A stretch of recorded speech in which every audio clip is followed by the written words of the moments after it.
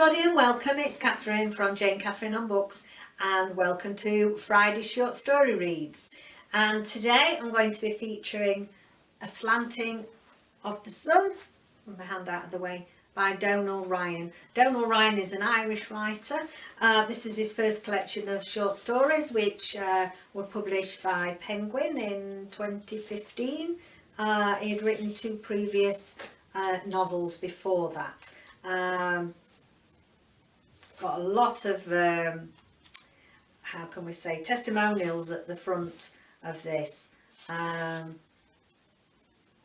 So yeah, just started reading through this and it seems a good read so far, so I'm going to read one out of it, and it's called The Passion. She cries sometimes without noise. I know not to talk, only to leave my hand under hers on the gear stick. Where were you all the time before the court case? She asked me. Once. Early on.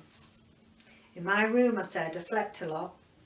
She said she'd heard I was seen below in the rag and inside in Easy Street in Nenagh. As bold as you like. She wasn't accusing, just telling me what she'd heard. I said I wasn't, and that was enough. You'd hear lots of things, she said, people thinking they're helping. I look sometimes at the side of her face when she cries. The straightness of the line, the tears make slowly down her cheek. The red of her lips, and I want to touch her cheek, to wipe away the mark of her sorrow, but I never do. My mother and father don't know what to say to me. Will you go back training? My shoulder, Dad. I can hardly lift a hurl with my right hand. Oh, yeah. Sure, of course. More physio, maybe. And I say something along the lines of, it's fucked for good.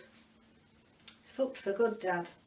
And he clenches his jaw, and I'd say he thinks to himself, he must have got that roughness in jail, and God only knows what happened to him in jail. And I'd say, me in jail is all he thinks about ever since the day I was charged, and still he won't ask me about it. Never, not ever. Would you not go out for a few puts below in the field? Maybe, or against the wall beyond. And maybe it'll come out right. And I say nothing, and he taps his forehead with his forefinger, like he doesn't know he's doing it, and asks, will I eat another cut of fruitcake? They make me fries in the morning and give me plates of tart and cream and cups of scalding tea for my elevenses, as they call it. And we have dinner for lunch and dinner again for dinner, and the leanness I got in jail is nearly gone. I'm melting out to fat. I'll have to do a bit of something soon that wouldn't call too heavy on my shoulder. Running or soccer or something. But Bonnie's brother plays for the juniors. I'd see him at training and it wouldn't be fair on him. My mother stands and twists tea towels in her hands as she watches birds out the back window and gives out about the way that old bad bitch of a cat lies in wait for them. Crouched on her haunches in behind the trees. A dead wren she left on the back porch step the other day, and Mum cried at the sight of it. The little darling, she said, and she wouldn't give Puss her supper no matter what, no matter how much yowling she did at the kitchen window and rubbing with her paw. She can go and shite now, the murdering little rap. Charming. Then she softened a bit when Dad said, she killed that bird for you, Moll, and left it there for a present for you because she's so stuck on you. But still Puss wasn't fed. You'll have to call out to those people, my father had said once, long before the inquest or the court, while there were still bandages on me and a cast on my arm. Why will he? PJ? My mother exploded from silence, giving him a shock. He hadn't known she was there. To see, to know can be make amends in some way. To let them know how sorry he is. Lord God Almighty, she said. Sorry? Sorry? Sure, for the love of Jesus Christ, isn't it plain to see he's sorry? What do they want? Wasn't it an accident? 'Tisn't as if he meant it, is it? Is it? And he never repeated himself, and I stayed in my room for most of that year, clinging to the edge of my childhood bed. They have their pound of flesh well got now, that crowd, I heard my mother say after I got out. They can put away their wounded faces. My child was taken off of me and, well, he was given back different. Tough is that crowd. The first day in court I pled guilty, and the judge looked at me for ages before she talked. Guilty, are you? Yes, miss. Yes, ma'am. Yes, your honour. Then I remembered the solicitor said to call her judge. Yes, judge. When I looked up from the floor, I could have sworn she was smiling a bit at me. There was more talk and a date was given to come back. My father put his hand on my arm, walking back out. Jim Gildear had called up to our house in the squad that morning, even though he's meant to be retired, to say there was a wild uncle over from England, the mother's brother. He had 2 days given on the batter inside in Limerick already, to watch out for him at the courthouse. A foxy lad, butty, wide across the shoulders. He said he'd ring the lads in Nenagh, the way they'd be warned, but to be on the lookout all the same. Thanks, Jim, Dad said. Jim shook hands with me and wished me the best of luck. It was Jim came on to us that night, and he cried while we waited for the ambulance, and he held my hand, and I'd whispered, Bonnie, Bonnie, Bonnie, and I couldn't move her, and Jim told me, she's gone, son, she's gone. Just keep looking at me. The uncle appeared from behind a pillar at the courthouse door. He had a suit on him and he had no drink taken, the Nenagh boys said afterwards in mitigation of themselves. He even had a manila folder in his hand, as much to say he was a lad with a legitimate business with the court. He squeezed through a gap that was barely there between a cop and a solicitor, slashing sideways through the air. I felt the hot breeze of him before I properly saw him. He was a small red man with big fists, and he had 3 digs in before I felt the first one. 4 shades fell on the uncle, and I was at the bottom of them, and my back was flexed at an awful angle from the top step, and my bad shoulder burned, and when they dragged him off he was still kicking, and Dad was sitting on the ground and trying to get up, and there was a thin line of blood from his nose to his mouth, and there was no one helping him. The second day in court, the judge made a speech about young men being in a hurry, even when they were going nowhere, and she asked about my apprenticeship, and Bobby Mahon put up his hand and half stood with his face all red, and said nearly in a whisper that I was in my 3rd year with him, and just about to get my papers, and Pawsey Rogers went up to the stand and said I was a great lad, and a fine hurler, and a good worker, and my people were the salt of the earth. And they looked sideways in guilt and sorrow at Bonnie's father and brother and sister and her aunts and her uncles and her grandfather.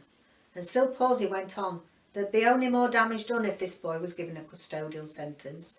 And there was half a minute or so of shuffling and shouting, and someone was crying and people were escorted out. And the judge got a bit wicked then, I think, and her hammer nearly splintered. The wood of her bench, and she thanked Pawsey, but she didn't sound a bit grateful. And there was no mustard cut, and a fella in a blue shirt and navy tie caught my elbow gently and asked into my ear, did I want to go straight or go home first? I said I'd go straight. And I called my I called my mother Mammy and my father Daddy, as they held me tight as pale as ghosts, and the lad in the blue shirt said, OK, come on now, as the van doors closed in the small car park at the back of the courthouse. I felt a lightning inside me, a letting go, like I was stretched out flat and floating on a gentle swell. I wasn't a week out of prison the first evening I drove out that way. Can't talk today, sorry. I drove out that way in the mother's Clio. I was only thinking about calling, trying to test out the feeling I'd have if I was to call for definite, to see how much I'd shake and how sick I'd feel in my stomach. I had a jumble of words in my head, lines of things to say, that wouldn't stand in any order for me. I thought maybe I'd write down some things and learn them off by heart, but then I had an image of myself in my head, reeling off things like a child saying tables, with my face red, getting stuck, and shaking with fear and embarrassment, and they all standing up looking at me, and they more embarrassed than me even, and only wanting me to go away and stop reminding them of their agonies. It was raining as she was standing by the pier of their gate, wearing a mackintosh and a see-through hood, pulled up over a headscarf like an old one. Waiting for a lift to town, I suppose. I was shocked to see her there, and slowed and stopped without thinking and wound down the window. And when I looked up and up in the rain, where she stood, I hadn't a word in me that was ever known, and she was just as silent, and her mouth shaped itself as if to speak, and her green eyes widened a little bit, and as mad and unexpected a thing as it was, it didn't seem to me one bit wrong when she walked around to the passenger side. She gave a glance back to the house, the way you might expect to see something, or someone that might stop her, or call her back to herself. But there was no one, or what empty space was there didn't have enough pull on her. She gave her head a small shake, and sat in beside me, and I saw she was wearing red shoes with a bit of a heel, and a skirt that was shorter than her loosely buttoned raincoat, and she smelt like rain and cold air and perfume and soap and some other things that made my heart beat. "Drive out as far as the lookout," she said.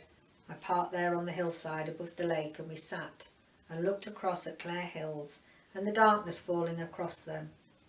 And all she said to me was, "Were you going too fast?" And I said that I was.